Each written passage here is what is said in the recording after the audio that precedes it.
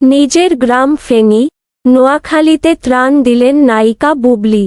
এই বৃহস্পতিবার সামাজিক যোগাযোগ মাধ্যমে এক ভিডিও শেয়ার করেছেন চিত্রনায়িকা বুবলী, যেখানে দেখা যায় বন্যা কবলিত এলাকার মানুষদের মাঝে ত্রাণ বিতরণ করেছেন তিনি, যেগুলোর মধ্যে আছে বোতলজাত খাবার পানি, মুড়ি, বিস্কুট, স্যালাইন সহ অনেক রকমের সামগ্রী।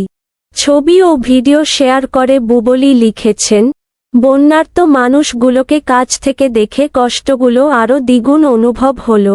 আমার মতো করে আমি সবসময় চেষ্টা করি এই ভালোবাসার মানুষগুলোর কাছাকাছি থাকতে, কারণ এটা আমার মানসিক শান্তি। বুবলী আরও বলেন, সত্যিকার অর্থে সবার একাত্মতা ও ভালোবাসায় বন্যায় বিপদগ্রস্ত মানুষগুলোর জন্য ঢাকায় প্রচুর উপহার সামগ্রী জমা হয়েছে, কিন্তু তাদের কাছে এসব পৌঁছানো এখন সবচেয়ে বড় চ্যালেঞ্জ।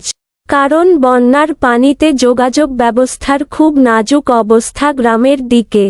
তাই সবাইকে অনুরোধ করব বন্যার্তদের কাছে যেন তাদের প্রাপ্য উপহার সামগ্রীগুলো পৌঁছায়, সেদিকে সবাই মিলে সহযোগিতা করি।